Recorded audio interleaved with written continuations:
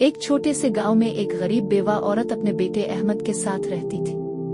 अहमद के वालिद एक हादसे में इंतकाल कर गए थे। तब अहमद की उम्र सिर्फ 5 साल थी। बाप की जुदाई ने मां के दिल को तोड़ दिया, मगर बेटे की खातिर वो मजबूत रही। अहमद स्कूल जाता, मगर पुराने और फटे कपड़ों में। अक्सर बच्चे इस पर हंसते, ये देखो गरीब अहमद, इसके पास जूते भी नहीं।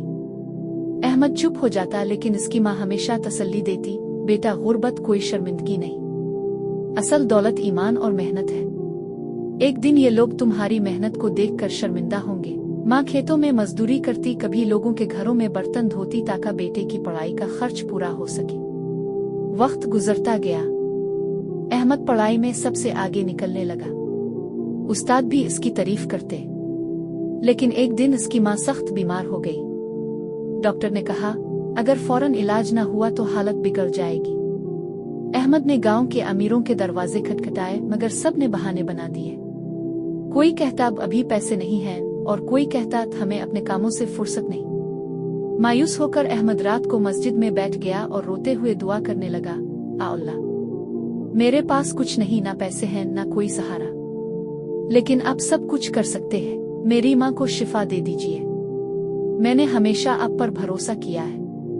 इसी रात गांव के एक नेक दिल बुजुर्ग ख्वाब में देखते हैं कि एक यतीम बच्चा अल्लाह के हुजूर दुआ कर रहा है, और आसमान के दरवाजे इस दुआ के लिए खिल गए हैं। सुबह होते ही वो बुजुर्ग अहमद के घर गए और बोले, बेटा फिक्र ना करो, तुम्हारी माँ का इलाज मैं करवाऊंगा। चंद दिनों में इलाज के बाद माँ सेहत याब हो गई। अहमद ने शुक्र के आंसू बहाए और अपनी माँ को गिले लगा लिया। अब अहमद ने तय कर लिया कि वो हर हाल में पढ़ाई मुकम्मल करेगा। वो दिन में मजदूरी करता और रात को पढ़ाई करता।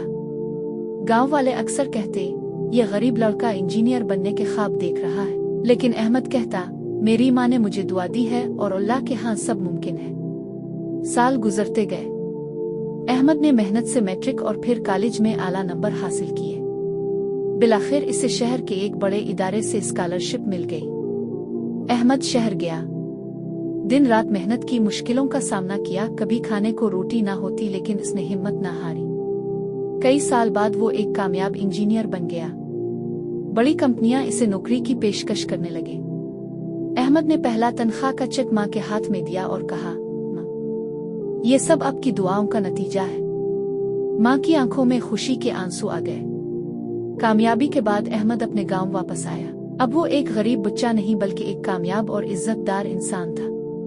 इसने गांव में एक स्कूल और यतीमों के लिए एक इदारा बनाया, ताकि कोई बच्चा गुर्बत की वजह से तालीम से महरूम ना रहे। इफ्तिताह के दिन अहमद ने सबके सामने कहा, मैं यतीम था, मेरे पास कुछ नहीं था, लेकिन मेरी माँ की दुआओं और अल्लाह पर भरोसे ने मेरी जिंदगी बदल दी। याद रखें, यतीम के आंसू और दुआ जमीन पर नहीं गिरती, वो सीधी आसमान पर जाती है। सबक, यतीम और गरीब की दुआ बहुत कीमती है। सब्र और मेहनत से बड़ी मुश्किल आसान हो जाती है। किसी को हकीर मत समझो, अल्लाह के हाँ उसकी दुआ तुम्हारे लिए नजात का सबब बन सकती है। माँ की दुआ सबसे बड़ी दौलत है।